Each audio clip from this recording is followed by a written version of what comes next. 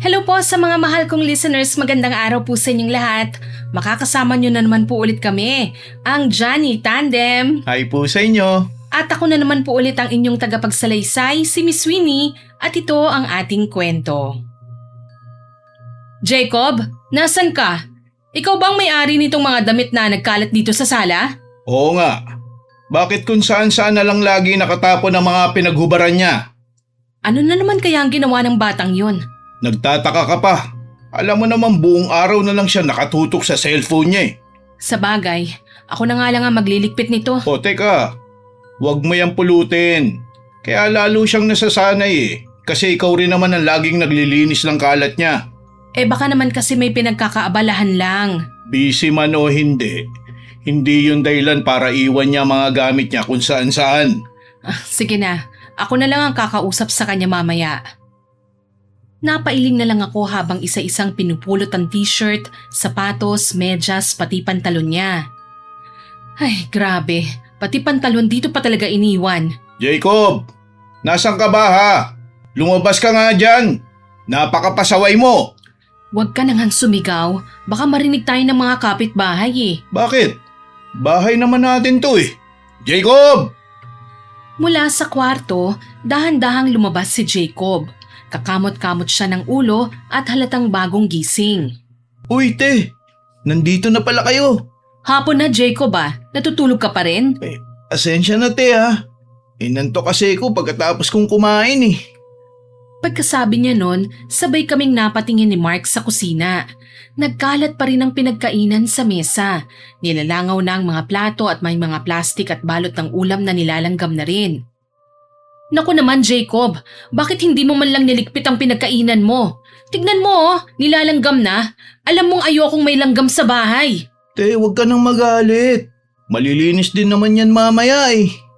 Yun na nga ang problema eh. Halos wala na akong oras sa dami ng ginagawa ko. E di bukas mo na lang linisin. Nagulat kaming dalawa nang hampasin ni Mark ng malakas ang mesa. Kita ko ang galit sa mukha niya. Mahigpit na ang pagkakuyom ng kamao niya, Miss Winnie, kaya agad ko siyang hinawakan sa balikat. Mark, kalma lang. Huwag kang magpapadala sa galit mo. Paano ako kakalma? Tignan mo naman ang kapatid mo oh. Wala nang ginawa kundi maging pabigat sa bahay. Oh, teka. Ano na naman pang ginawa ko? Talaga bang hindi mo alam? Kaya nga nagtatanong ako eh, di ba? Di ka na nahiya. Kagagaling lang ng ate mo sa trabaho, tapos siya pang paglilinisin mo ng kalat mo? Okay lang yun, ate ko naman siya eh. Yun na nga eh, ate mo lang siya. Ako na lang ang kakausap sa kanya. Sige na Mark, iwan mo muna kami. Siguraduhin mo lang natitino ang lalaking yan, Jenny ha. Hindi ko na siya kayang pagpasensyahan pa. Singhal ni Mark tsaka iniwan kami ni Jacob sa sala. Naupo naman ako sa sofa at sinubukang masahihin ang ulo ko na nagsisimula na namang kumirot. Ay, salamat naman, natahimik din ang bahay. Uy ate, pautang mamaya ng 2,000 ha. May lakad kasi ko. San ka na naman ba pupunta? Alam mo Jacob, nakakasawa ka ng intindihin eh. Kung hindi ka mananatili dito sa bahay, na daig mo pang ermitanyo, lalabas ka naman ng bahay sabay utang sa akin ng pera. Ay, naku ate. Bakit ba parang lagi kayong galit ni kuya? Nakukonsumi na ako sa'yo no, alam mo ba yon? Baka stress lang kayo sa trabaho. Kaya pati ako, nadadamay sa init ng ulo nyo. Wala kaming problema sa trabaho Jacob. Ikaw ang problema namin. Wala ka nang ginawa kundi ang matulog, mag-cellphone at mag-iwan ng kalat. Ate, sinusumbatan mo ba ako ha? Oo, kasi napapagod na ako eh. Galing na nga ako sa trabaho. Pag uwi ko, ako pa rin ang maglilinis, magluluto at mag-aasikaso sa lahat. Eh anong magagawa ko? Gusto naman ni mama bago siya mawala na dito muna ako tumira sa inyo, hindi ba? Oo nga, pero hindi ibig sabihin nun wala ka nang gagawin. Tumulong ka naman sa bahay. Hindi kita obligasyon buhayin habang buhay ano? Huwag ka naman maging palamunin lang. Umalingaw-ngaw sa buong bahay ang mga sinabi ko kay Jacob, Miss Winnie. Ramdam kong maiiyak na ako. Hindi ko na alam kung paano ko pa ipapaintindi sa kanya na kailangan niyang magbago.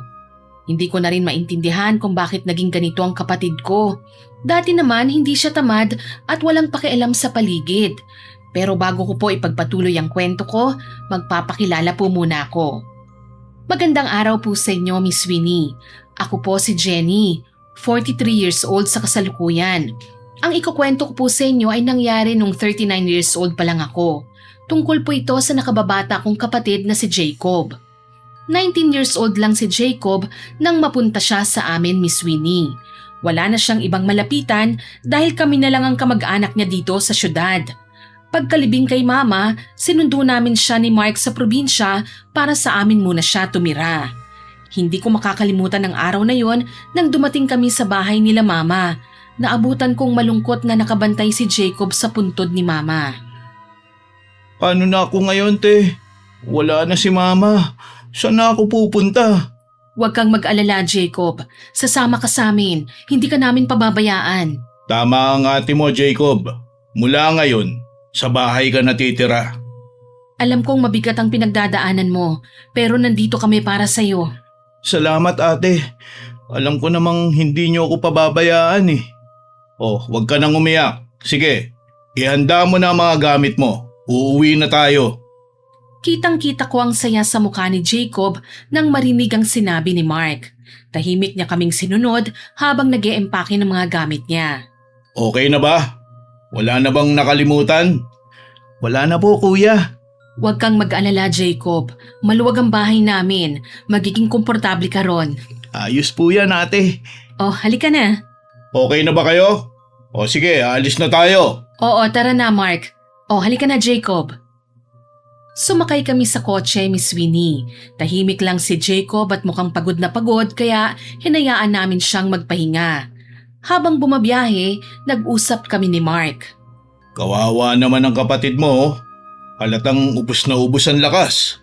Oo nga eh, late na rin kasi tayong nakarating sa probinsya eh. Buti na lang, naabutan pa natin ang libing ni Mama. Oo nga eh, kung mamalasin, baka hindi na natin siya naihatid man lang sa huling hantungan. Ano nga ba talaga ang ikinamatay ni Mama? Hindi rin kasi makausap ng maayos si Jacob eh. Pati mga kapitbahay, iba-iba ang kwento nila. Matagal na siyang may sakit, lalo lang lumala nung nag-college na si Jacob. Si Mama na lang kasi ang kumakayod para sa kanilang dalawa eh. Pero buwan-buwan naman tayong nagpapadala ng pera sa kanila, di ba? Oo, pero alam mo namang kulang pa rin yun. Ang daming gastusin sa pag-aaral ni Jacob eh. Tsaka parang hindi mo naman kilala si Mama. Sa bagay, buti na lang nakapagtapos pa rin si Jacob.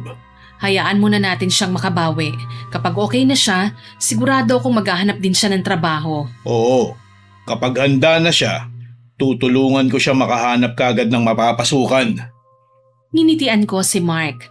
Malaki talaga ang pangarap ko noon para kay Jacob, Miss Winnie. Gusto kong matupad ang pangarap ni Mama na maging maayos ang buhay niya. Pagdating namin sa bahay, hindi maalis ang tingin ni Jacob sa paligid.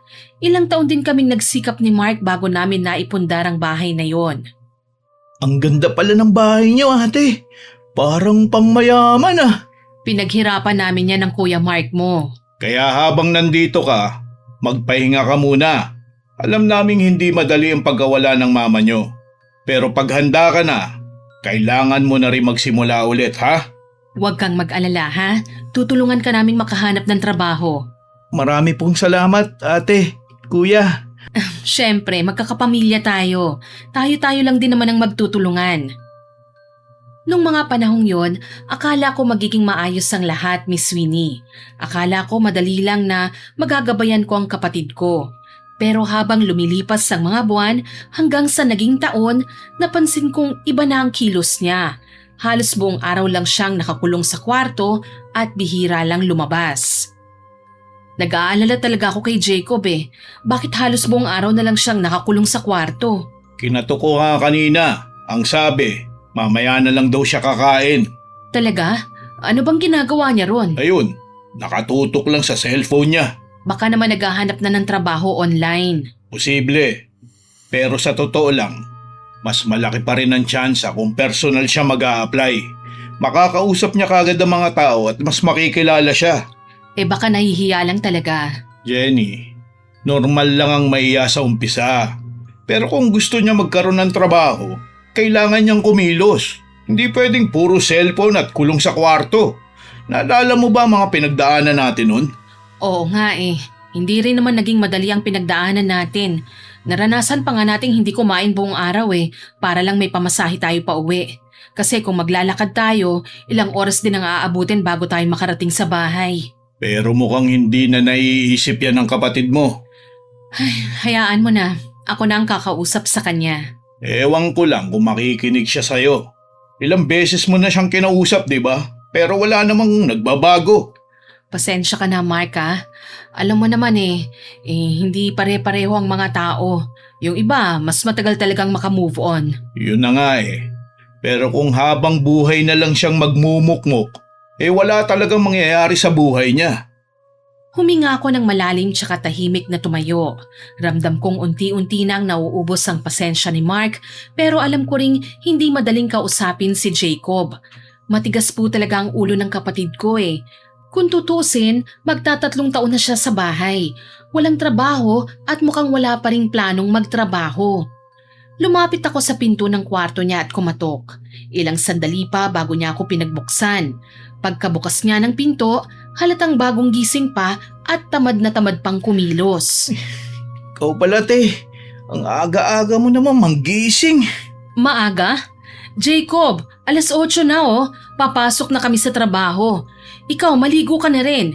Isasabay ka na namin kung saan ka pupunta ngayon. Tinatamad pa akong maghanap ng trabaho te. Wala rin naman akong pamasahe. Mabibigyan naman kita ng pamasahe. Pero wag mo nang sasabihin sa kuya mo ha. Siguradong magagalit yon. Bakit naman siya magagalit? Kasi nahihirapan na akong ipaliwanag sa kanya kung bakit hanggang ngayon ganito pa rin ang sitwasyon mo. Anong sitwasyon bang sinasabi mo ate?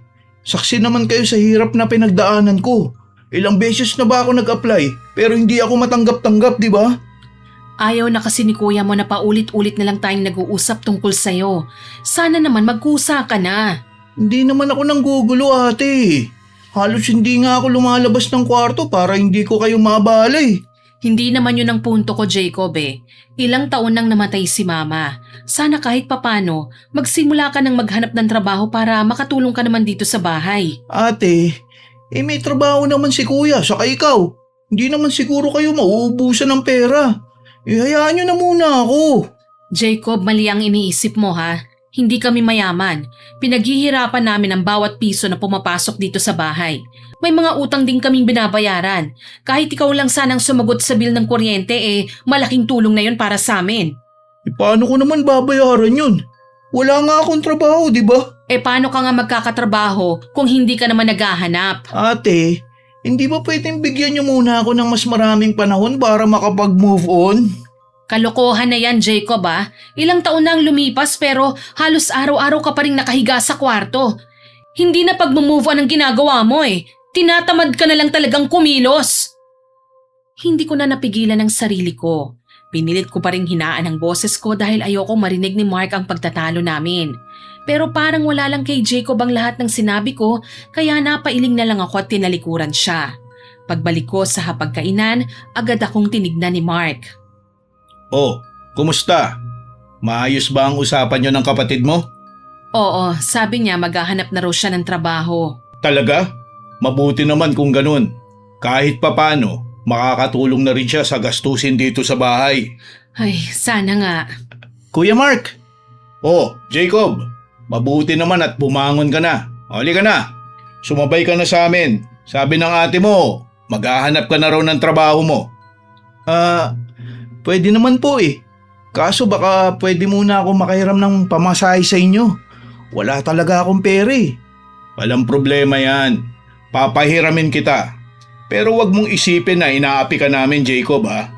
Gusto lang kitang matutong tumayo sa sarili mong paa. Kapag may trabaho ka na at sumisweldo na, saka mo na lang ako bayaran. Ayun lang pala eh. Walang problema kuya. Magkano ba?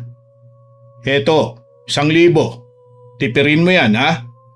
1,000? Kulang yan kuya. Hindi mo mauubos ang perang to sa loob ng isang araw. Saka matuto ka magtipid. Sige na nga. Sabi ko naman sa inyo ate. Ikaw lang ang gumagawa ng issue. Tignan mo si Kuya Mark okay lang. Tuwang-tuwa niyang ibinulsa kagad ang pera. Maya-maya, nagpaalam na siya sa amin at umalis nang hindi nag-aalmusal. Pumasok muna siya sa kwarto niya kaya nagpaalam ako kay Mark na susundan ko siya. Medyo nakabukas ang pinto niya kaya narinig kong may kausap siya na naka-loudspeaker na tawag sa cellphone. Isang babae ang nasa kabilang linya. Hello, babe?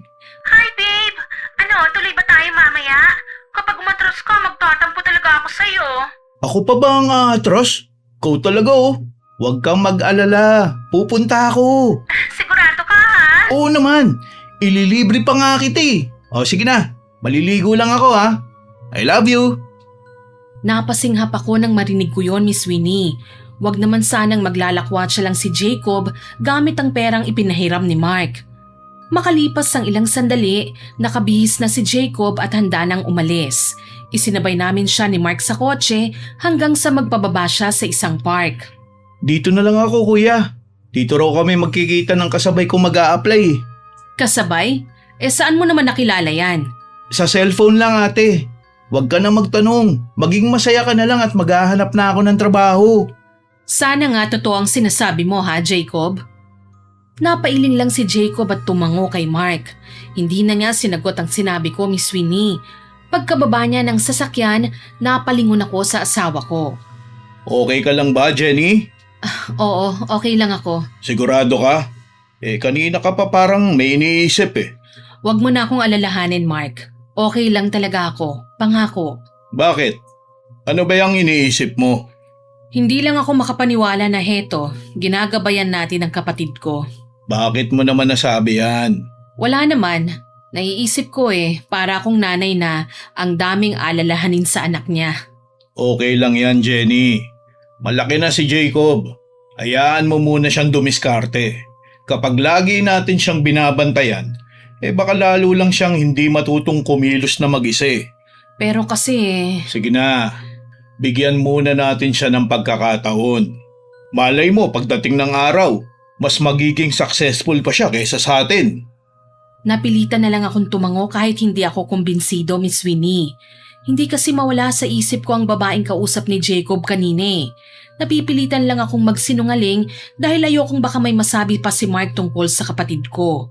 Sa loob ng halos ilan pang buwan, hindi pa rin nakakahanap ng trabaho si Jacob.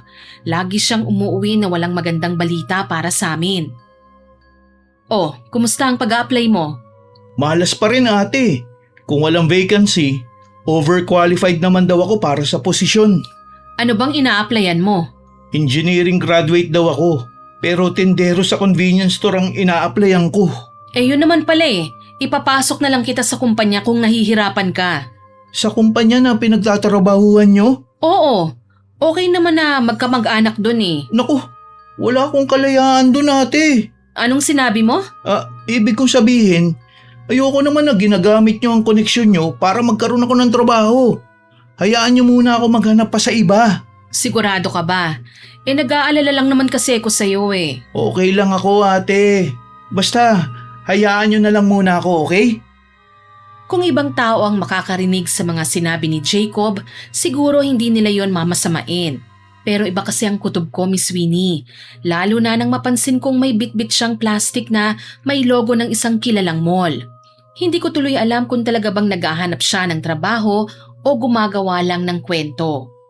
Nang mga sumunod na araw, namataan kong nanghingi na naman ng pera kay Mark si Jacob. Sa totoo lang, nahihiya na po ako sa asawa ko pero hindi ko mapigilan si Jacob. Sa tuwing pagsasabihan ko siya na wag nang hihingi kay Mark ng pera, mas lalo pa siyang nagmamatigas. Eto, 2,000 yan ha. Tipirin mo. Medyo malaki na ang utang mo sa akin.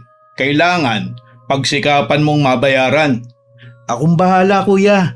Salamat dito ha. Sana naman kasi masipagan mo pang maghanap ng trabaho para hindi ka nangangapa lagi.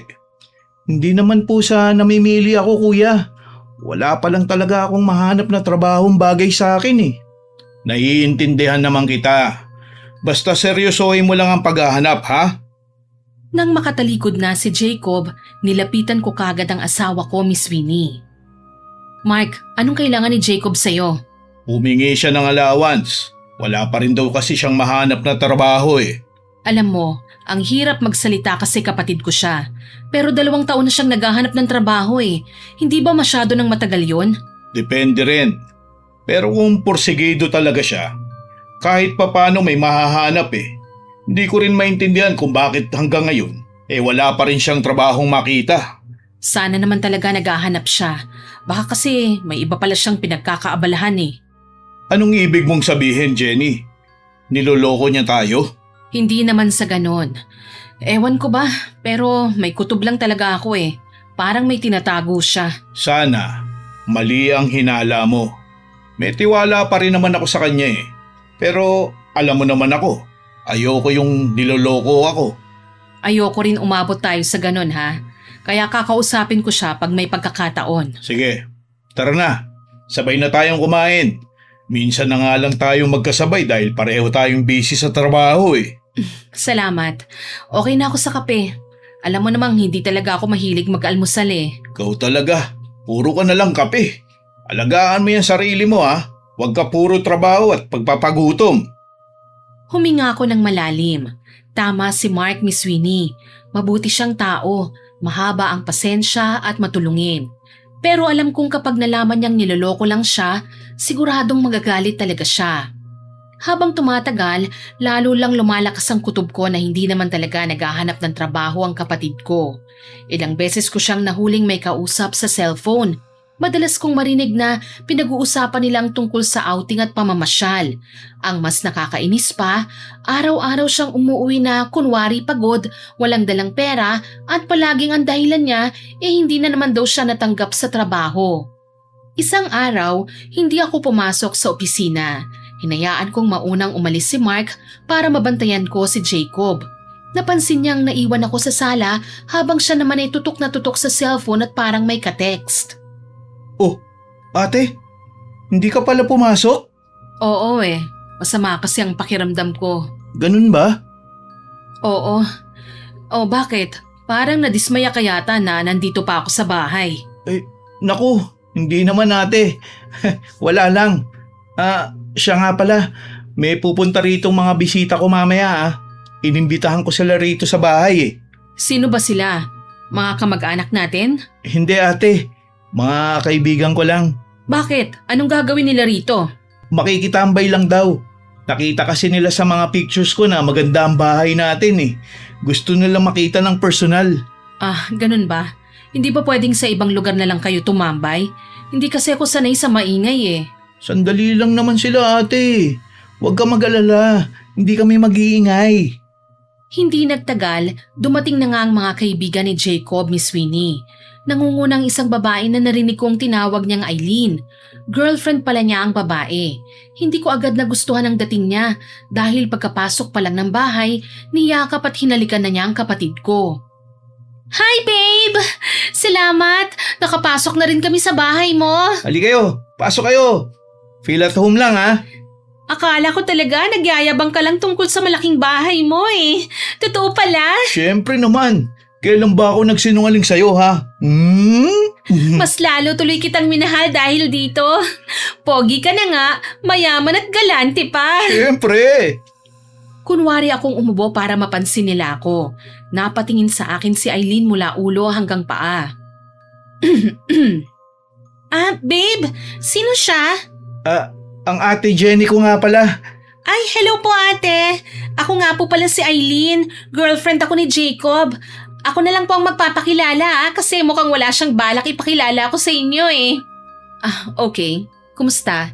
Napasyal kayo? May kailangan ba kayo kay Jacob? Wala naman ate.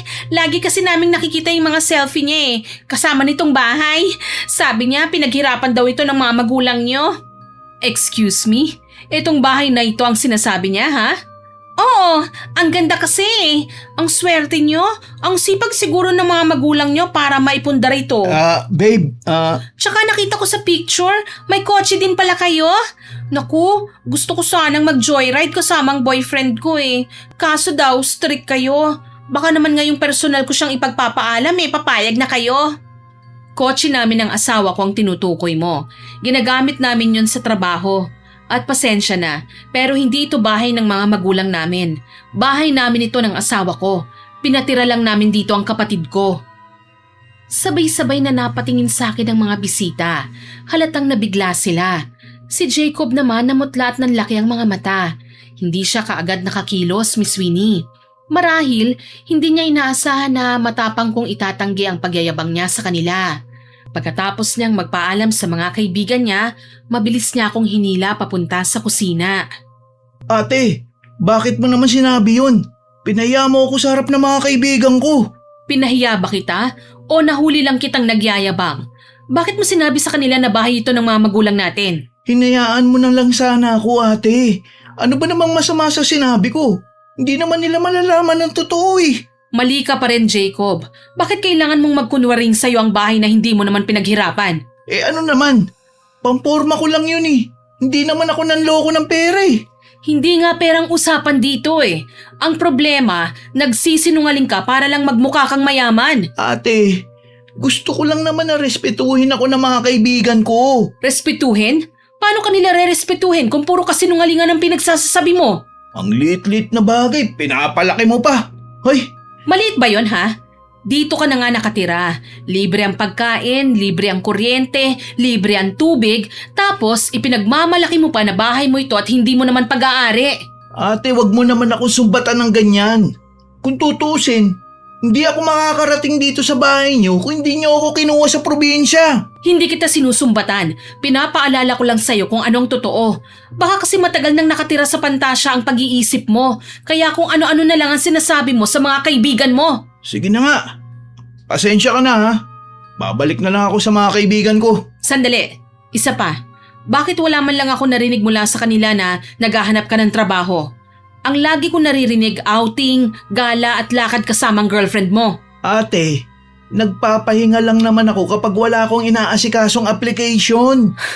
Magtatatlong taon ka nang nagpapahinga, Jacob. Hanggang kailan yon? Darating din ang panahon na magkakaroon ako ng trabaho. Maghintay ka lang. Huwag mo akong mamadaliin. Hindi darating ang trabaho kung puro kahiga, cellphone at galang inuuna mo. Ano ang narinig kong sinasabi ng girlfriend mo na galante ka, ha? Huwag ko lang malaman na ang mga binibigay naming pera sa'yo ginagastos mo lang sa mga kaibigan mo. Huwag mo naman akong sermonan ngayon, ate. Nakakaya sa mga bisita ko eh. Bigyan mo naman ako ng respeto, oh. Jacob, ipinagmamalaki mo pa itong bahay sa mga kaibigan mo.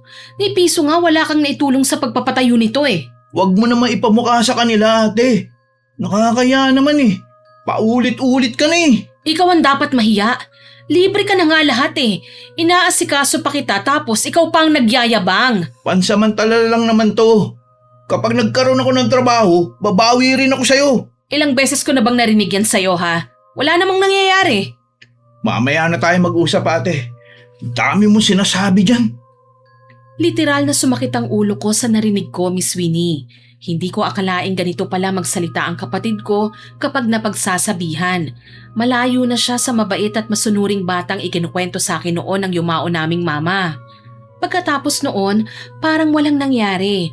Bumalik siya sa sala at ngumiti pa sa mga kaibigan niya. Uy, tara!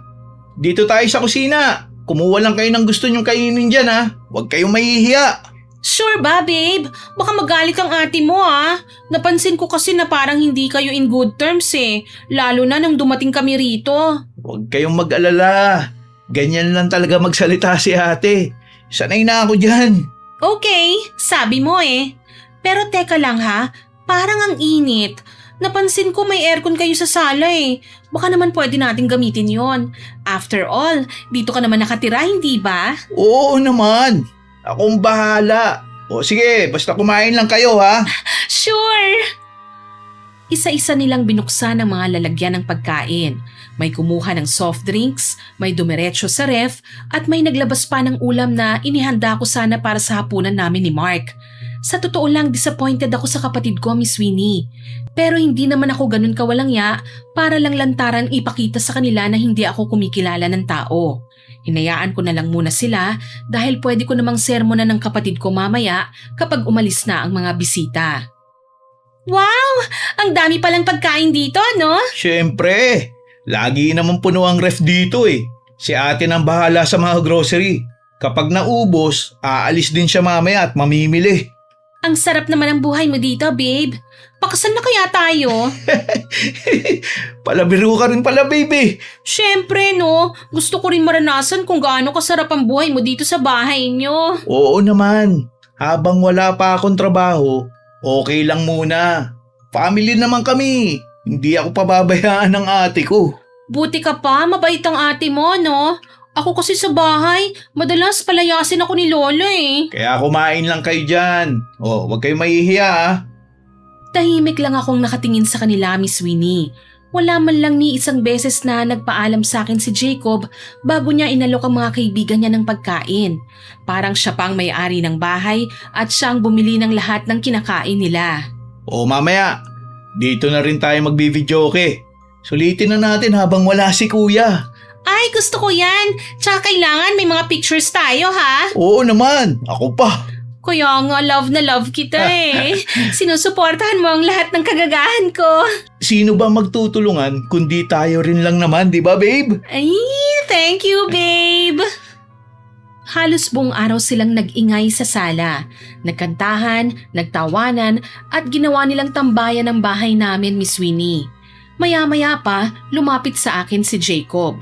Ate, bili mo naman kami ng pulutan oh. Bakit ako? Wala kasi kaming pulutan eh. Ikaw na muna magbayad. Babawi na lang ako kapag nagkatrabaho na ako. Hindi mo ako kasambahay ha, Jacob. Hindi rin ako bangko na pwede mong hugutan ng pera anumang oras na gusto mo. Ate naman, minsan lang naman ako humingi sa'yo eh. Hindi, Jacob. Kung gusto nyong mag-inuman, kayo ang bumili. At utang na loob, wag mo nang hahayaan na maabutan pa kayo dito ng asawa ko kung ayaw mong tuluyang magkagulo. Dahil tumanggi ako, napilitan na lang ang isa niyang kaibigan na lumabas para bumili ng pulutan. Lumipas ang maghapon. Nang tuluyan nang umalis ang mga kaibigan ni Jacob, hindi na ako nagdalawang isip na kausapin siya, Miss Winnie. Kanina pa ako nagtitimpi, pero alam kong oras na para sabihin sa kanya ang lahat ng gusto kong ipaintindi. Jacob, maupo ka. Kailangan nating mag-usap. Ate, pagod na ako. Bukas na lang. Hindi, ngayon din. Magkalinawan tayo. Ano na naman bang problema mo? Ano bang iniisip mo kanina ha? Nagdala ka ng mga bisita nang hindi man lang nagpapaalam sa akin o sa kuya mo? Ate, kaibigan ko lang naman sila eh. At sandali lang naman sila dito eh. Sandali? Halos buong araw nga silang nandito eh. Kumain sila ng pagkain namin. Nagvideoke pa at ginawa nilang tambayan ng bahay. Huwag mo naman palakihin ang issue, ate. Nakauwi na nga sila, di ba? Hindi ko pinalalaki ha. Bahay namin ito ni Mark.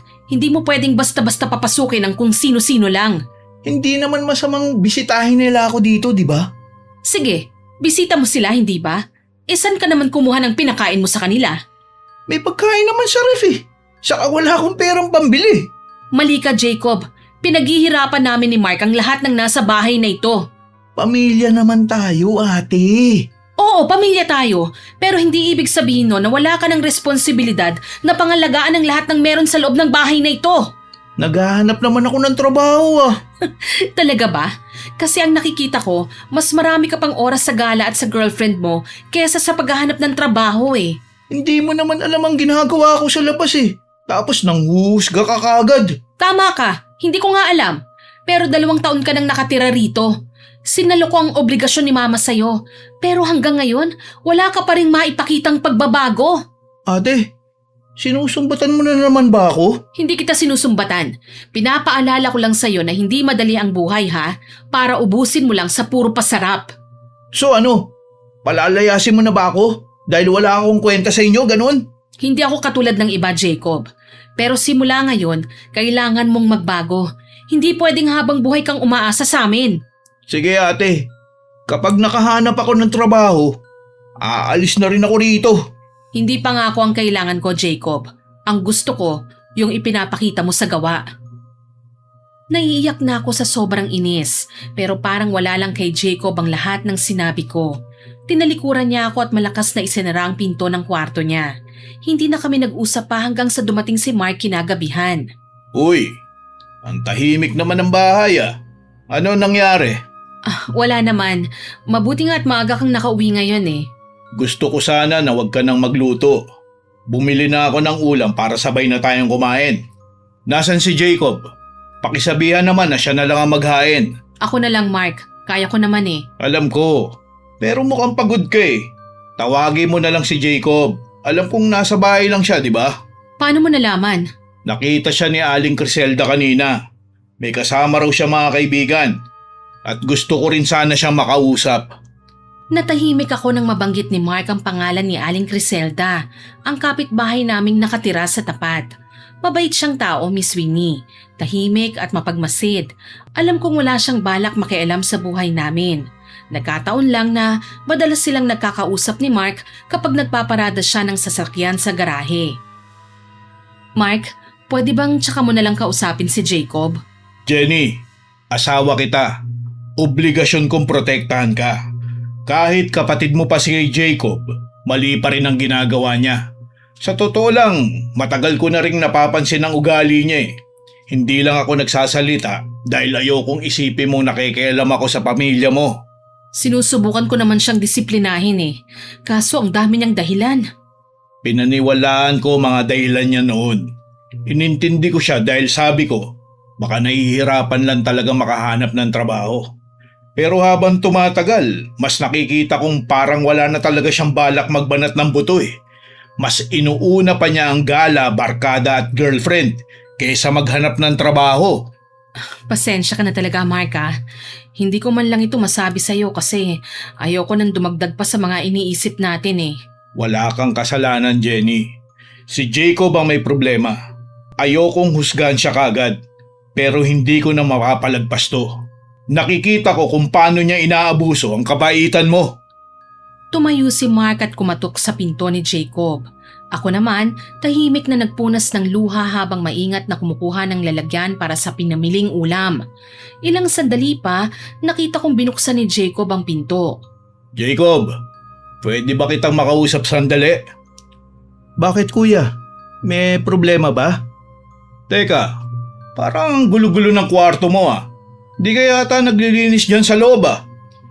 Si ate naman po ang nag-aayos nito kapag umaalis ako eh.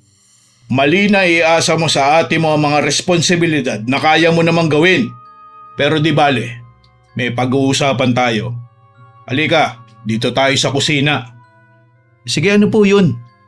Totoo bang nagdala ka ng mga kaibigan dito kanina? Ay, opo. Sandali lang naman sila eh. Bakit hindi ka nagpaalam sa akin o sa ate mo? Hindi na po ako nakapagpaalam kasi akala ko dahil dito ako nakatira pwede ko na imbitahan ng mga kaibigan ko.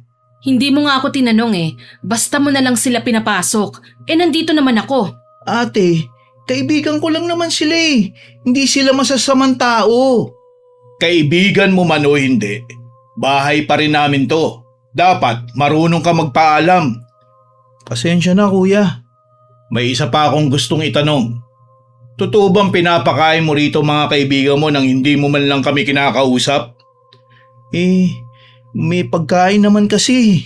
Hindi ibig sabihin na may pagkain, pwede mo nang ipamigay yun kani-kanino lang. Binabudget namin yun ng kuya mo. Tapos ikaw parang ipinamimigay mo sa kanilang pinaghirapan namin? Hindi ko naman inuubos ah. Hindi yun ang punto, Jacob. Ano po bang gusto niyong sabihin? Gusto kong maintindihan mo na hindi mo pwedeng tratuhin ang bahay na parang sayo.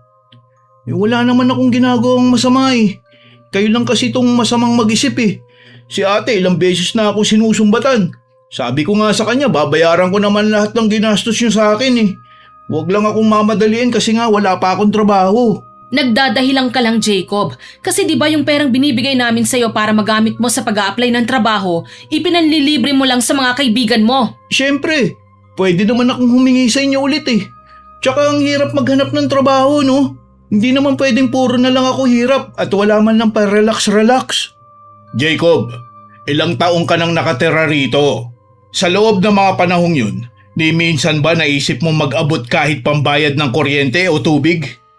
Wala pa nga kasi akong trabaho. Pagbibigyan kita kung nahihirapan ka nga maghanap ng trabaho. Pero naisip mo bang tumulong sa mga gawain dito sa bahay? Paminsan-minsan naman, tumutulong ako eh. Paminsan-minsan, karamihan ng gawaing bahay ako ang gumagawa, Jacob. Kita mo naman ang kalat nyo ng mga kaibigan mo kanina, hindi ba? Ako pang naglinis kasi iniwan mo. Nakabuyang-yang dyan sa sala. Nasasabi nyo lang yan kasi wala akong trabaho at wala akong mabigay sa inyo.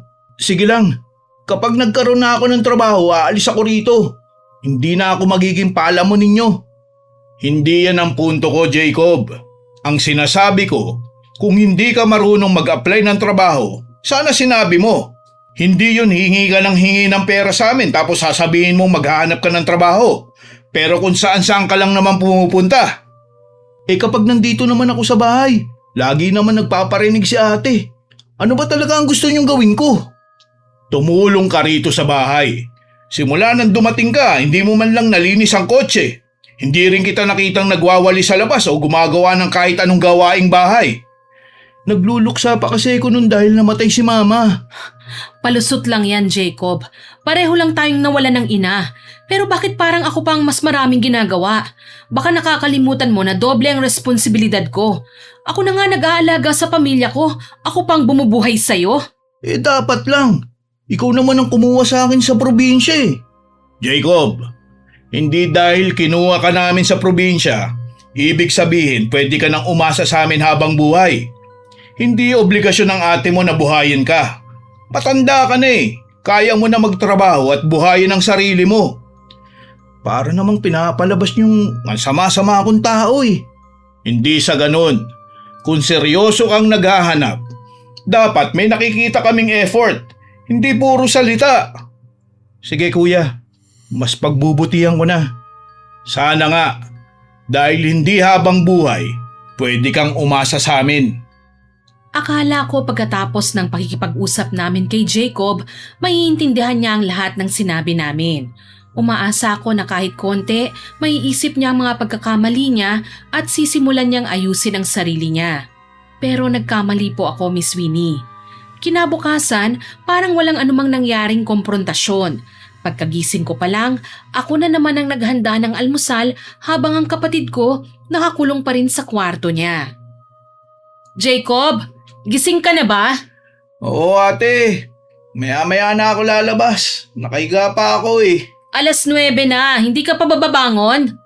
Ate, umaga pa lang ngayon. Ang dami mo nang sinasabi dyan. Hindi naman kita inaapure. Gusto ko lang malaman kung may balak ka bang tumulong dito sa bahay.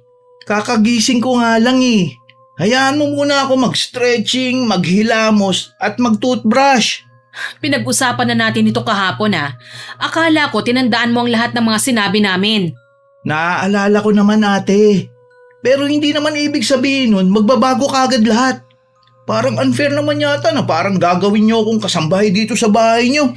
Jacob, imposibleng hindi mo man lang naisip na kumilos-kilos dito sa bahay. Hindi ka na basta bisita lang eh. Maghahanap naman ako ng trabaho eh. Kailan? Paulit-ulit ka na lang. Pero kapag may gala o lakad kasamang mga kaibigan mo, mabilis kang nakakahanap ng oras. Hindi mo kailangan sumbat sa akin ng mga bagay na yan ate. Hindi kita sinusumbatan, Jacob ah. Gusto ko lang makita na ginagawa mo rin ang parte mo rito sa bahay. Ang simpleng pagtulong mo, yun, malaking ambag na yun para sa akin. Ay, sige na nga. Babangon na ako. Ingay-ingay. Nakahinga ako ng maluwag nang bumangon na si Jacob. Akala ko tutulungan na niya ako sa gawaing bahay pero hindi pala, Miss Winnie. Pagkatapos niyang maghilamos at mag-ayos ng sarili, sumalampak siya ng upo sa sofa habang kinakalikot na naman ang cellphone.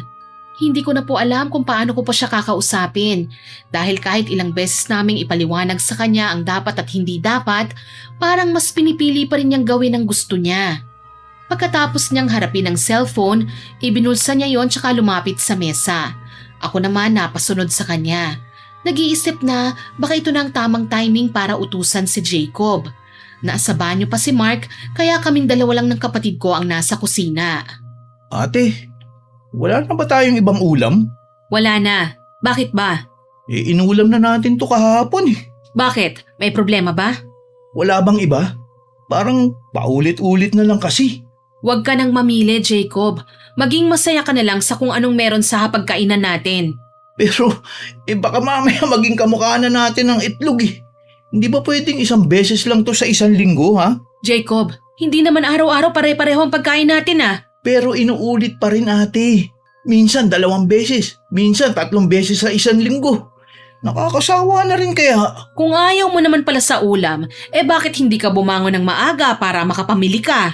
Pero ate, Napakarami mong reklamo. Ikaw bang nagbabayad ng grocery ha? hindi. Hindi naman pala eh. Kaya huwag kang magreklamo sa kung ano ang ilalagay ko dyan sa mesa. Baka nakakalimutan mo, may atraso ka pa sa akin ha? Dahil ipinakalkal mo sa mga kaibigan mo ang ref natin. Hindi naman ako nagre-reklamo. Sinasabi ko lang naman. Pwes, kung gusto mo ng mas maayos na umaga, matuto kang sundin ang mga sasabihin ko. At huwag kang aangal kung anong klaseng pagkain ang ihahain ko. Gusto ko lang naman ng mas maayos na pagkain, ate. Mas maayos? Jacob, kumakain ka nga ng maayos dito eh. Hindi ka natutulog ng gutom. May bahay kang inuuwian. May naghahanda ng pagkain para sa'yo. Hindi pa ba sapat yun ha? Hindi ko naman sinabing wala kayong ginagawa. Pero minsan Jacob, isipin mo rin kung saan nanggagaling ang lahat ng nasa harap mo. Wala kang ambag kahit konti rito. Sana maisip mo na palamunin ka lang. Sige na nga. Kakain na lang ako. Kung ano-ano pang sinasabi. Kuta na ako sa pangiinsulto mo, ate, ha? Kung pangiinsulto ang tawag mo sa pagpapaalala, wala na akong magagawa pa. Oh, teka, Jacob, saan ka na naman pupunta? Lalabas lang ako, ate. Saan nga? Makikipagkita lang sa mga kaibigan ko. Jacob, hindi ba napag-usapan na natin yan kagabi? Hindi ba dapat asikasuin mo muna ang paghahanap mo ng trabaho? Ate, hindi naman ibig sabihin na hindi ako pwedeng lumabas, di ba? Sandali lang naman ako eh. Pero halos araw-araw ka na lang nagdadahilan. Huwag mo naman akong kontrolin. Hindi na ako bata, ate. Hindi kita kinokontrol, Jacob. Gusto ko lang na matuto ka ng maging responsable. Mahirap bang intindihin yon? Mamaya na lang tayo mag-usap. Mahuhuli na ako, ate. Jacob! Sandali lang! Pero mabilis nang lumabas ng pinto si Jacob. Hindi ko na siya naabutan dahil agad na siyang sumakay sa papadaan na jeep at umalis.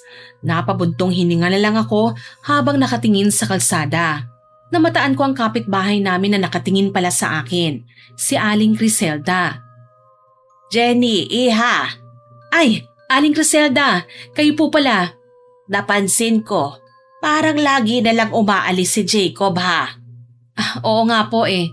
Hindi ko na rin po alam kung paano siya kakausapin eh. Matagal ko na rin napapansin na may katigasan ng ulo ang kapatid mo eh. Talaga po?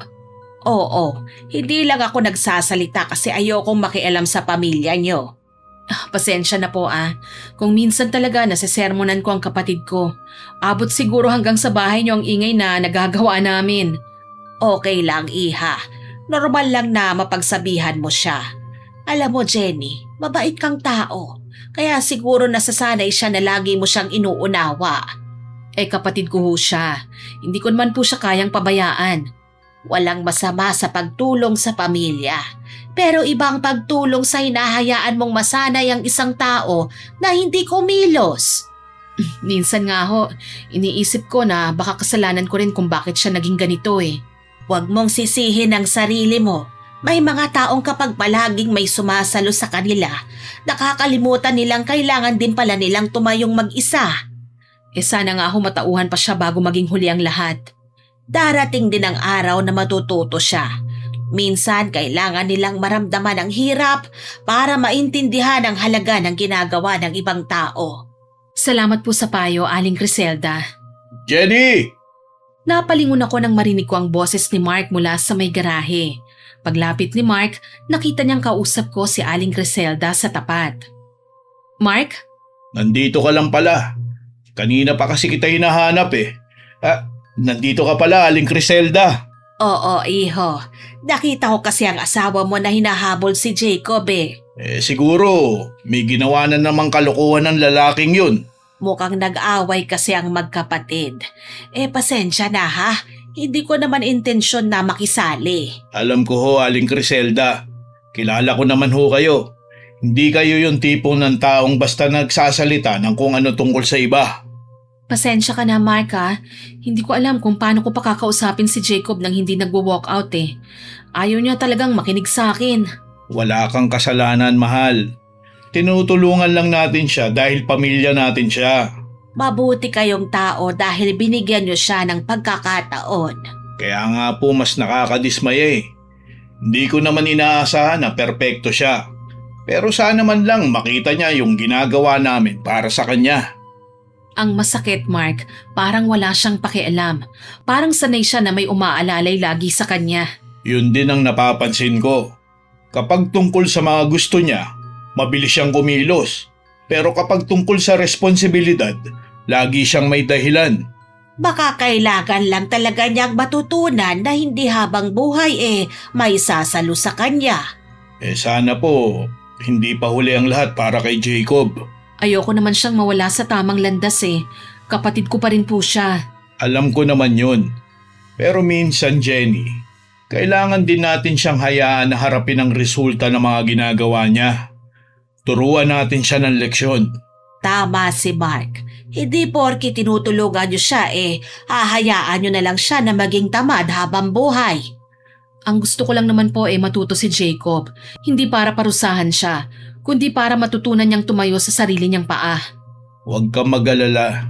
Maayos din natin ang lahat ng problema. Napanatag ako sa mga sinabi ni Mark, Miss Winnie. Kinahapunan, napagdesisyonan naming mag-asawa na bumili muna ng ilang kailangan sa bahay. Habang nagmamaneho si Mark, tahimik lang kaming dalawa. Pareho kaming pagod at iniisip pa rin ang nangyari kay Jacob.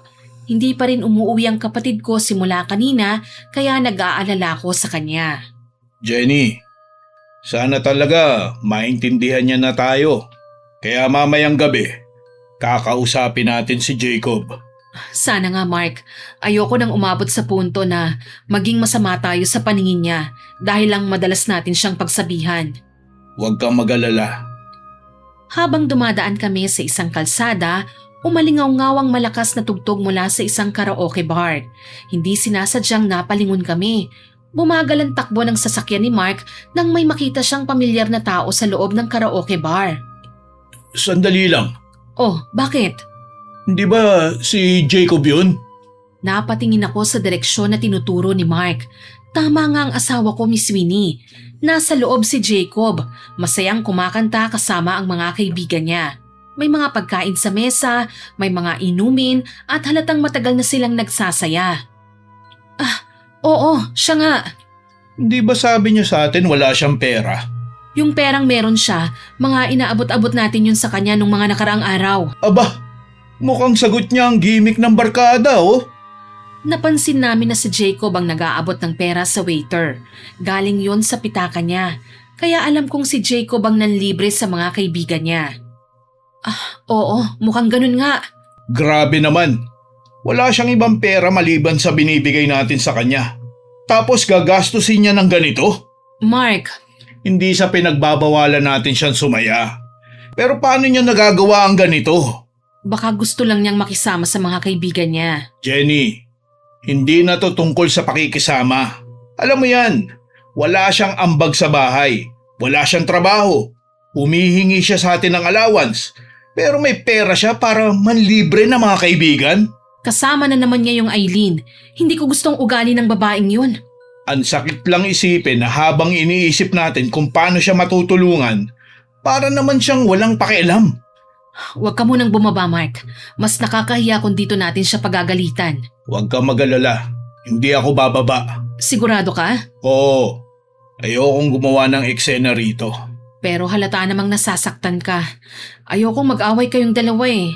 Hindi lang ako galit, Jenny. Nadidismaya ako. Tinanggap natin siya sa bahay. Inalagaan natin siya. Ano nang gagawin natin ngayon? Pagsasabihan natin yan. Hindi pwedeng ganito na lang habang buhay. Tahimik kaming umuwi ni Mark. Pagdating namin sa bahay, naupo lang kami sa sala habang hinihintay si Jacob. Alam namin kailangan na naming harapin ang problema eh. Kaya makalipas ang ilang oras, narinig namin ang pagbukas ng pinto. Uy, gising pa kayo?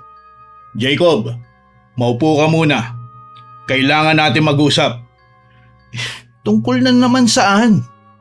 Jacob, Nakita ka namin kanina dun sa videoke bar. Ano naman kung nakita niyo ako? Jacob, sinabi mo sa amin na wala kang pera. Wala naman talaga eh. Nakita ka naming ikaw ang nagbabayad ng pagkain at inumin ng mga kasama mo. Kuya, pera ko naman yun eh. ibinigay niyo sa akin bilang allowance. Hindi namin binigay yun para sa mga kaibigan mo. Binigay namin yun dahil kailangan mo ng perang panggastos habang nag-a-apply ka ng trabaho. Hindi lahat ng yun ay allowance mo, Jacob. Ilan sa mga yun, pinahiram namin dahil tiwala kami sa'yo. Bakit ba lagi niyo na lang ako pinapagalitan, ate? Dahil ba wala kayong iba makita na pwede niyong pagsabihan? Pati ba naman yung pinanggagastos ko sa mga kaibigan ko? Questionin niyo pa? Kung sarili mong pera yun, wala kaming pakialam. Ang problema, ilang beses ka nang humingi ng allowance sa amin eh. Tapos uutang. Sa susunod, allowance ulit. Eh di wag na kayong magbigay kung isusumbat niyo lang sa akin yan palagi. Mali ang ginagawa mo, Jacob. Hindi ka namin sinusumbatan.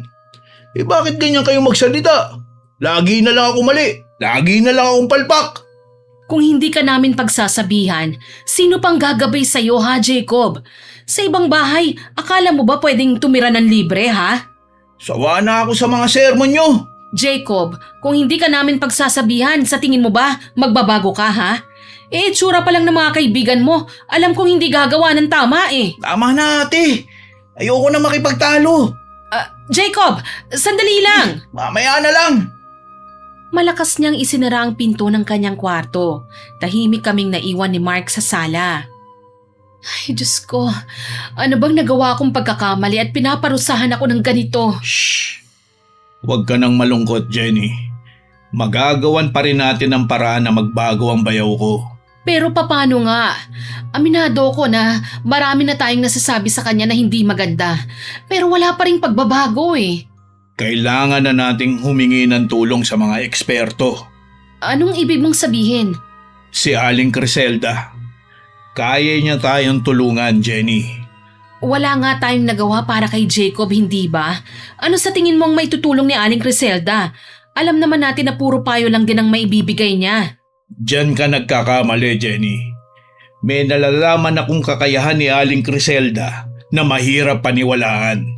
Pero alam kong totoo. Bago ko pa man maitanong ang iba pang kailangan kong malaman tungkol sa kapitbahay namin, niyaya na ako ni Mark na maghapunan, Miss Winnie. Kinabukasan, hindi agad naging madali para sa amin ni Mark ang desisyong ginawa namin. Buong gabi kong inisip kung tama ba ang gagawin namin. Ayoko sanang humantong sa ganito eh, pero ayoko rin namang panoorin si Jacob na tuluyang masanay sa buhay na laging may umaalalay sa kanya. Handa ka na ba? Baka masaktan ang kapatid ko ha, Mark ha? Huwag kang mag-alala. Hindi masamang mangkukulam si Aling Criselda. Mangkukulam? Di bali na lang, Mark.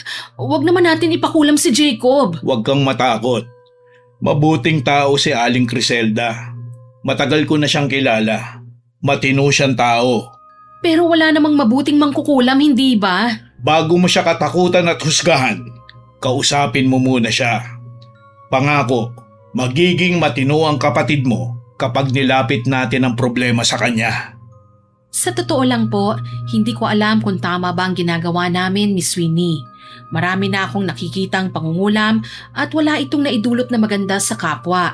Kaya paano mapapabuti ang kapatid ko sa ganitong gawain? Gayunpaman, sumama pa rin ako kay Mark sa bahay ni Aling Criselda. Gusto kong malaman kung anong klaseng pagbabago ba ang gagawin nila sa kapatid ko. Pagdating namin sa harap ng bahay niya, agad niya kaming napansin. Alam ko kung bakit kayo nandirito, Mark. Magandang umaga po, Aling Criselda. Aling Criselda? Alam ko kung gaano kabigat ang nararamdaman nyo sa gayon. Kaya naisip nyong lumapit sa akin para humingi ng payo. Tama ba? Pasensya na po kung biglaan kaming napasugod sa inyo. Hindi nyo kailangang humingi ng tawad, iho, iha. Halika kayo, pumasok kayo. Maraming salamat po. Tungkol ba ito kay Jacob? Opo nahihirapan na po kasi kaming disiplinahin ng kapatid ko. Alam mo, matagal ko nang napapansin ang ugali niya. Hindi naman siya masamang tao, pero nasanay kasi siyang may sumasalo sa kanya eh. Gusto ko lang naman siyang tulungan, Aling Criselda. Kaso lang habang tumatagal mas lalo po siyang nasasanay. May mga pagkakataon na inaasa na lang niya sa akin ang lahat. Minsan, Jenny, Ang sobrang pagtulong ay nakasasama sa taong kailangan ng tamang paggabay at payo. Dapat, binibigyan mo din ng limitasyon ang sarili mo. Turuan mo siyang kumayod. Hindi na po namin alam kung paano siya kakausapin eh. Habang tumatagal, marami na siyang dahilan at hindi na rin siya nakikinig. Ibig sabihin, hindi niya isinasapuso ang mga pangaral niyo sa kanya. Kaya po kami nandito, Aling Criselda. Gusto po namin siyang matauhan. Alam niyo, marami ang pumupunta sa akin para humingi ng tulong na magantihan ang taong nakasakit sa kanila. Ay, hindi naman po yun ang gusto namin.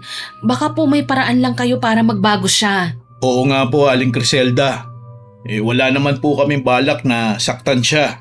Mabuti naman, dahil ang layunin ko rin ay hindi manakit ng tao, kundi ang magbigay lang ng aral sa mga taong mahirap magbago. Pero paano niyo po siya matutulungan? May mga taong hindi natututo sa salita kahit ilang beses mo pang kausapin, Jenny. Kailangan nilang maramdaman ang hirap na matagal na nilang pinapaasa sa iba. Ano po ang ibig niyong sabihin? Bibigyan natin siya ng leksyon. Hindi para parusahan siya, kundi para makita niya kung gaano kahalaga ang mga taong lagi niyang inaasahan. Sigurado po ba kayo na hindi mapapahamak ang kapatid ko? Hindi ako gumagawa ng bagay para sirain ang buhay ng tao, Jenny. Ang gusto ko lang, ipakita sa kanila ang katotohanan. Ano po ang kailangan naming gawin? Kailangan niyo munang tanggapin na hindi niyo mababago ang isang tao kung siya mismo ay ayaw magbago. Ang hirap naman po noon, Aling Criselda. Makita ko nga lang po si Jacob na nakahilata habang abala na kami ng asawa ko sa kakatrabaho umiinit na po ang ulo ko. Kung ganon, bumalik kayo rito kapag handa na kayo. At kapag dumating ang tamang panahon, tutulungan ko kayong ipakita kay Jacob ang leksyon na kailangan niyang matutunan. Nang mga sumunod na araw, akala ko'y magiging tahimik na ang umaga namin. Pero hindi ko alam na may isa na namang gagawin si Jacob na tuluyang magpapabago sa tingin namin ni Mark sa kanya, Miss Winnie. Nasa sala ako nang makarinig ako ng boses sa bakuran ng bahay. Paglabas ko, nakita ko si Jacob kasamang ilang kaibigan niya. Kasama rin niya si Eileen. Babe, ang ganda talaga dito sa bahay niyo, no? Parang ang saya tumira sa ganito. Sabi ko naman sa inyo, di ba? Maluwag dito. Kaya nga lagi kong sinasabi sa inyo na pwede kayong pumunta rito kapag gusto nyo. Ay, ang swerte mo talaga. Parang wala kang problema. Siyempre, sanay naman akong maayos ang buhay ko eh. Di ako nahihirapan. May ate ko na nakahandang umalalay sa akin kahit na anong oras. Jacob, Ate, ikaw pala. may bisita ka na naman? Oo, sabi ko naman sa kanila na okay lang na tumambay dito eh. Nagpaalam ka ba sa akin? Kaibigan ko lang naman sila. Ang dami mo naman tanong eh. Sige na, doon ka na lang muna sa loob. Ipapaya mo lang ako sa harap nila eh. Hayaan mo ate, sandali lang naman kami dito eh. Sumilip lang talaga kami para kumustahin si Jacob. Hindi naman sa pinagbabawalan ko kayo na pumunta rito. Ang gusto ko lang, sana nagsasabi muna sa akin si Jacob. Huwag mo naman akong paya sa harap nila. Hindi kita pinapahiya, Jacob Pinapaalalahanan lang kita na hindi ikaw ang may-ari ng bahay na to. Ay, ayan na naman po tayo. Babe, parang lagi kang pinagsasabihan ng ate mo, no? Ay, sorry ate ha, kung nakikisali ako sa usapan niyo, napansin ko lang kasi. Ganyan talaga si ate. Masyado siyang nag-aalala sa akin. Tama naman siya eh. Hindi kinamama at papa ang bahay na to. Pero kapatid niya naman ako. Pero sa totoo lang, ang bait mo ate. Kahit hindi mo obligasyon si Jacob, pinatira mo pa rin siya sa bahay mo. Oo nga. Kaya nga sinasabi ko sa inyo, di ba, na hindi ako pinababayaan ng ate ko. Natahimik ako sa narinig ko, Miss Winnie. Hindi ko alam kung ano na naman ang naisip ni Jacob at kailangan niyang magbait-baitan sa harap ng mga kaibigan niya. Hindi ba ate? Kahit anong mangyari, tutulungan mo naman ako. Jacob! Hindi ko na ituloy ang sasabihin ko dahil biglang dumating si Mark mula sa trabaho. Anong ginagawa niyo rito? Kuya, bakit umuwi ka kagad? At bakit hindi? Bahay ko naman to. Saka bakit may mga bisita ka rito? Sandali lang naman sila rito, kuya. Jacob, ilang beses na ba nating pinag-usapan na magpaalam ka muna bago magdala ng tao rito? Kuya, huwag ka naman magalit kagad sa akin. Kaibigan ko naman yung mga yan eh. Hindi ako galit dahil may bisita ka. Ang problema, ginagamit mo ang bahay namin at ang bayan. Ano? May nahanap ka na bang trabaho para maglakas loob na umasta na parang doon? Kuya, bakit pa masama ang loob mo dahil dito? Maliit na bagay lang ang ginawa ko. Di mo naman kailangan magalit eh. Respeto lang ang kailangan namin, Jacob. Pero hindi mo maibigay sa amin yon. Yan kasi ang hirap sa inyo eh. Lagi na lang niyo akong ginagawang mali. Dahil paulit-ulit kang gumagawa ng mga bagay na alam mong mali. Babe, baka mas okay kung umalis na muna kami. Hindi. Bakit kayo alis? Wala naman tayong ginagawang masama eh. Ano ba kasi gusto niyong mangyari, kuya? Jacob, tama na ha? Kayo na ang tama, ate. Kayo na ang magaling. Kayo na ang matalino. Ako na ang masama. Teka, sumusobra ka na. Ay, nako, kailangan na talaga naming umalis. Kita na lang tayo sa susunod, babe, ha? Bye! Dali-daling tumakbo si Eileen papunta sa labas. Sumunod naman ang mga kaibigan kasama ni Eileen. Para silang asong bahagang buntot na nagmamadali sa pag-alis. Kaagad naman akong humarang nang makitang aktong sasampalin na ni Mark ang kapatid ko. Mark, please, wag mong… Wag? Anong wag? Sumusobra na yung kapatid mo eh. Hindi man lang nakikita ang suporta natin. Ni hindi siya marunong magpasalamat. Sige ate, hayaan mong asawa mo nasaktan ako. Diyan kayo magaling, di ba? Yan, kasi namimihasa na. Paano ba magbabago ang kapatid mo kung kakampihan mo? Ikaw lang naman ang iniingatan ko, Jenny. Ayoko lang kasing magkasakitan pa kayo. Ikaw, Jacob, pumasok ka na nga sa kwarto mo. Huwag ka nang sumagot pa. Masama ang tingin na tinalikuran niya kami, Miss Winnie. Mabilis siyang pumasok sa kwarto at isinara ang pinto. Nang gabing yun, hindi na kami halos nag-uusap ni Jacob. Kami naman ni Mark, nagkaayos din naman makalipas ang ilang paliwanagan. Kinabukasan, mas lalo pang bumigat ang pakiramdam ko nang makita kong umalis na naman si Jacob nang hindi man lang tumulong sa bahay. Ni hindi niya ako kinibo at hindi man lang siya nagpakita ng respeto sa akin. Jenny? Mark, umalis na naman si Jacob. Ay, kailangan na nating gumawa ng paraan para tumino ang bayaw ko, Jenny. Anong ibig mong sabihin, Mark? Hindi na sapat ang pangaral natin sa kanya. Kailangan na nating kumilos. Mark… Kailangan na natin siyang turuan ng leksyon, Jenny. Ayoko mapuno na lang tayo ng konsumisyon. Kaya halika na. Saan tayo pupunta? Babalik tayo kay Aling Criselda. Sigurado ka ba? Hindi ko rin alam kung tama ba ang gagawin natin. Pero wala na tayong choice eh. Kailangan na nating itigil ang kahibangan ng bayaw ko. Natatakot ako, Mark. Alam ko. Pero kailangan natin tatagan ang mga sarili natin para sa ikabubuti ng lahat. Ilang sandali pa, nagpunta ulit kami ni Mark sa bahay ni Aling Criselda. Sa pagkakataong ito, hindi na kami lumapit sa ginang para humingi ng payo. Pagdating namin sa bahay niya, agad niya kaming pinapasok. Aling Criselda, magandang araw po. Mabuti naman at bumalik kayo. Nakapagdesisyon na ba kayo, ha? Opo, Aling Criselda. Napag-isipan na po namin ang gagawin, Aling Criselda. Sigurado ba naman na kayo, ha? Natatakot pa rin po ako sa totoo lang.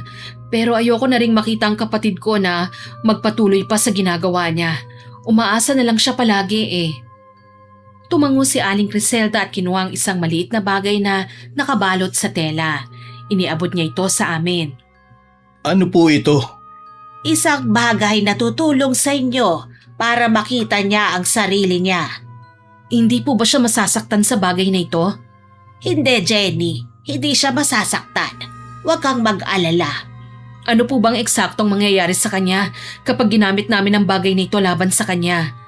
Simple lang ang gagawin nyo.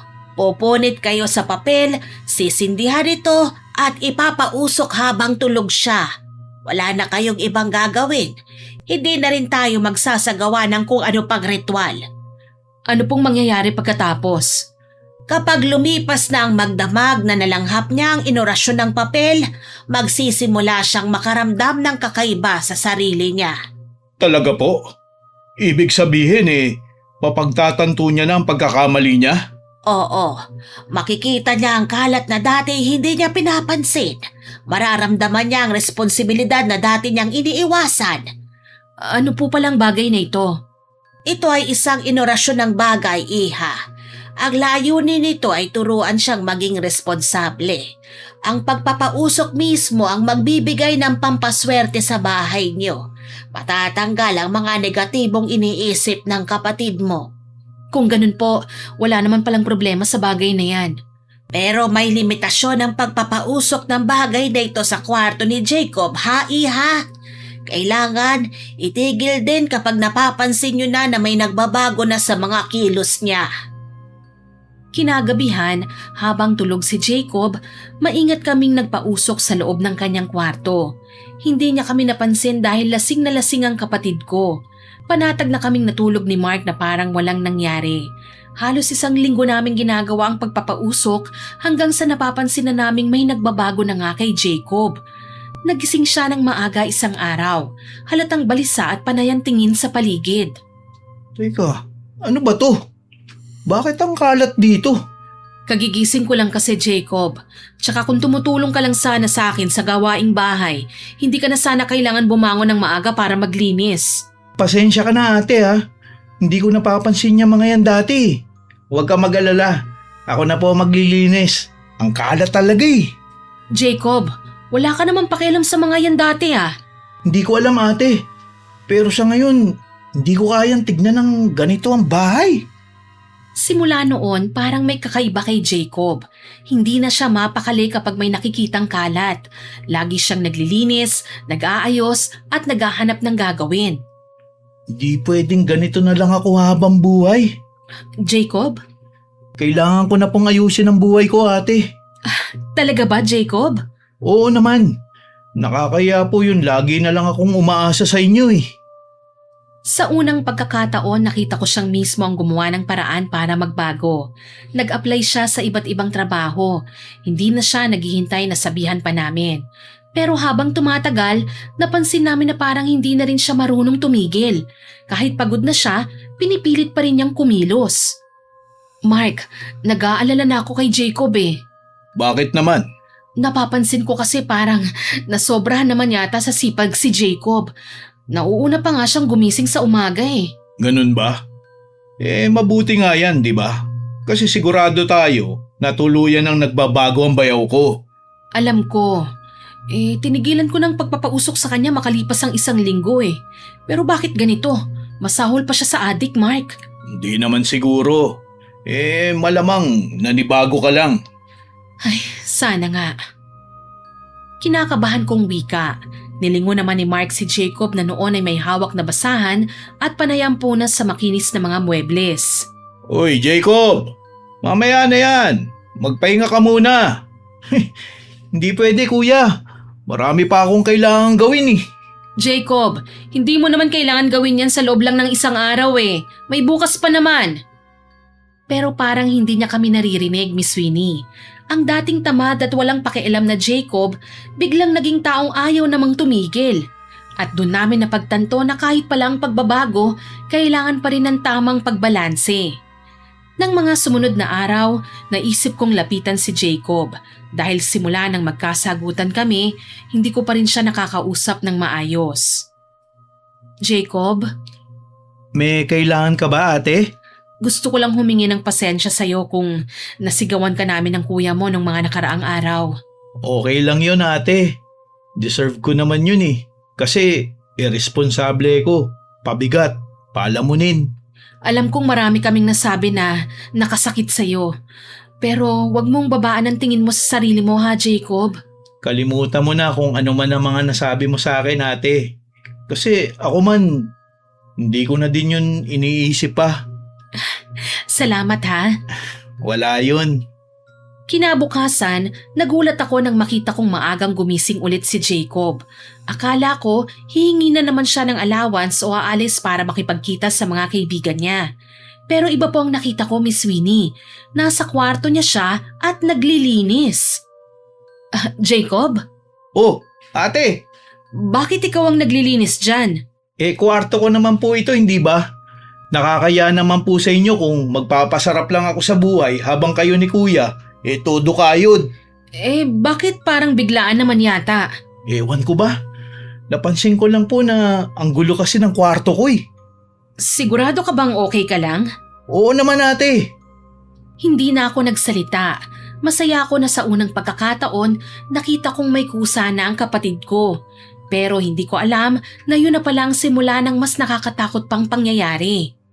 Pagkagising namin ng mga sumunod pang umaga, mas lalo akong nagtaka. Hindi lang kwarto niyang inaayos ni Jacob, pati sala, kusina at mga gamit sa bahay inaasikaso na rin niya.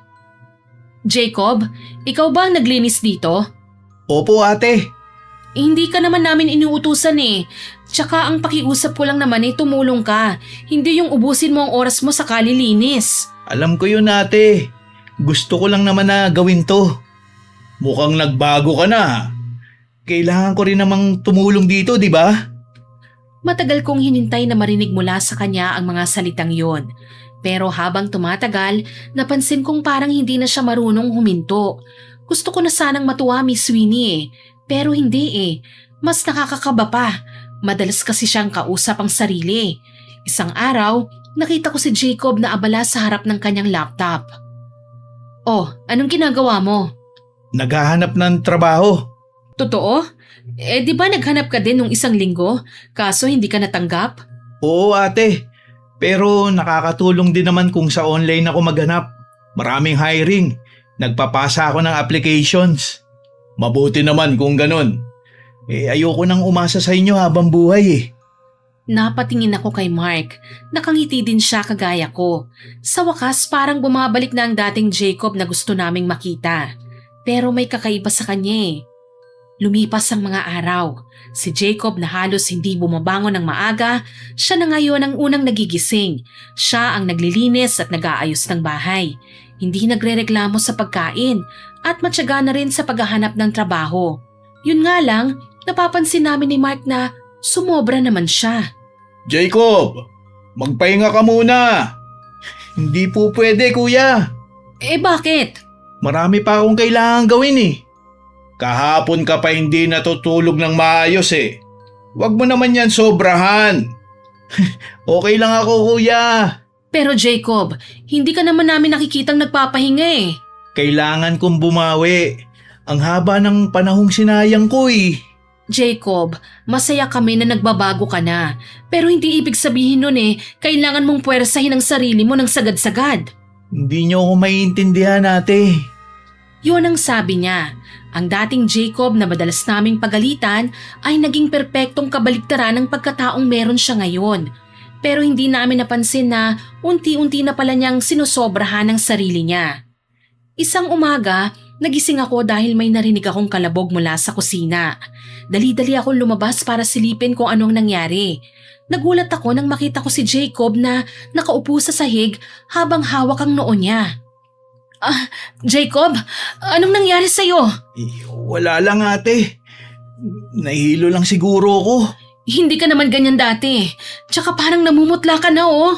Okay lang ako. Kailangan ko lang bumangon. Marami pa akong gagawin eh. Jacob, magpahinga ka nga muna. Halos mawalan ka na ng balanse oh. Hindi pwede ate. May lakad pa ako eh. Mas importante bang lakad na yan kaysa sa kalusugan mo? Hindi siya nakasagot, Miss Winnie. Napansin kong namumula ang mukha niya at sobrang hina na ng katawan niya. Nang dumating si Mark, agad niyang napansin ang kalagayan ng kapatid ko. Anong nangyari, Jenny? Hindi ko rin alam, Mark eh. Ilang araw na siyang halos walang pahinga. Jacob, kailan ka huling natulog ng maayos, ha? Ayos lang ako, kuya. Huwag kayong mag-alala. Hindi ka maayos. Kita mo, nangangalumata ka na at namamayat pa. Halika, magpahinga ka na muna, Jacob. Wag, hindi pwede. Nakita ko ang takot sa mukha niya nang pilitin namin siyang pumasok sa kwarto niya. Si Mark na sana ang papasok kasama si Jacob pero nagpumilit akong umalalay. Ate, hayaan niyo na kasi ko. Ako munang masusunod sa ngayon. Tama ang ate mo, Jacob. Nang maihiga namin si Jacob, kumuha ako ng face towel para punasan ang pawis ng kapatid ko. Pero bago ko pa man magawa yon, namataan ko ang ginamit naming pampausok sa may paanan ng kama ni Jacob. Nang tumingin ako kay Mark, halos hindi siya makatingin sa akin. Teka, wala na to dapat dito ah. Ang alin? Mark, hindi ba binilin sa atin ni Aling Criselda na 1 linggong pagpapausok lang? May natira pang inorasyon ng papel dito oh. Pasensya na. Sa kagustuhan kong magbago ang palamunin kong bayaw, inubos ko ang inorasyon ng papel para tuluyan na siyang magbago. Ay Mark, Diyos ko naman. Ate, hayaan niyo na ako magtrabaho, please. Nanginginig ang boses ni Jacob nang magsalita, Miss Winnie. Talo pa niya ang binabangungot ng gising, nanlalaki at nangingitim na ang paligid ng kanyang mga mata. Para siyang hindi kumain ng ilang linggo. Nangayayat at paus na rin ang boses, hanggang sa tuluyan nang bumigay ang katawan niya. Anong ginawa mo, Mark? Sorry, hindi ko alam na hahantong sa ganito eh. Sorry, hindi yun sapat, Mark. Nakita mo bang itsura ni Jacob? Miserable na ang kapatid ko. Hindi ko naman sinasadya. Kailangan mong puntahan si Aling Criselda. Humingi ka ng tulong ngayon din sa kanya. Sige, dito lang kayo. Dali-dali na umalis si Mark para puntahan si Aling Criselda. Dumating naman si Eileen at dumiretso pa sa kwarto ni Mark. Animo sanay na sanay sa bahay namin. Hi, babe! Ay, anong nangyari sa kanya, ate? Bakit miserable ang itsura niya? Anong ginagawa mo rito? Nangako kasi sa akin si babe na manlilibre siya sa akin ngayon eh. Nakita mo ng masama ang pakiramdam niya, hindi ba? Pwede ba? Umalis ka na? Alam ko naman na pera lang ang habol mo sa kapatid ko eh. Bakit bang sama mong magsalita, ate? Para sa konting libre lang eh, nanunumbat ka na? Sa bagay, wala namang pera ang kapatid mo eh. Palamunin lang naman talaga siya. Umalis ka na kung ayaw mong masampal kita. Banta ko kay Eileen. Kekembot-kembot pa siyang umalis at hindi na bumalik pa, Miss Winnie. Ilang sandali pa, dumating si Mark kasama si Aling Criselda. Tulungan niyo ho kami, Aling Criselda. Sinabi na sa akin ni Mark ang mga nangyari. Huwag kang mag-alala. Gagamutin ko ang kapatid mo. Sana mapatawad mo ako, Jenny. Ginusto ko lang naman na magbago ang kapatid mo. Pero sumobra tayo, Mark. Pangako, kapag gumaling si Jacob, mas magiging maayos na ang trato ko sa kanya. Inabala nga ni Aling Criselda ang sarili sa paggamot kay Jacob. Pinahiran niya ng langis ang kapatid ko at inorasyonan. Hindi man siya gumaling kagad pero napapansin kong may nagbabago sa kanya makalipas ang ilang araw. Unti-unti, bumubuti na ang kanyang pakiramdam. Mga 2 buwan pang pahinga, gumaling na ng tuluyan si Jacob. Jacob, gusto ko sanang humingi ng pasensya sa mga nagawa ko. Gusto ko lang naman na magbago ka eh. Ako dapat nagsusorry sa inyo, kuya. Naging irresponsable ako. Kalimutan na natin yon. Ang mahalaga, naging malinaw na tayo sa mga pagkakamali natin sa isa't isa. Nasa na nga pala ang girlfriend mo, Jacob? Naghiwalay na kami ni Eileen, kuya. Nalaman kong ginawa niya lang akong boyfriend para makalibre sa galaan. Kalimutan mo na siya, Jacob. Ngayong responsable ka na, makakahanap ka pa ng mas higit pa kesa sa kanya. Nagpapasalamat nga po ako kay Aling Criselda eh. Malaki po ang ambag niya para magbago ako. At salamat din po sa inyo. Agad na nalusaw ang pagtatampo namin sa bawat isa, Miss Winnie. Nagkapatawaran po kami. Naging mas responsable na si Jacob at bumukod na sa amin sa edad na 25.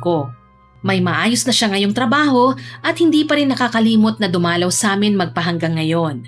Hanggang dito na lamang po, more power po sa inyong channel at God bless. Lubos na gumagalang, Jenny. Sana po nagustuhan yung ibinahagi naming kwento sa inyo ngayon.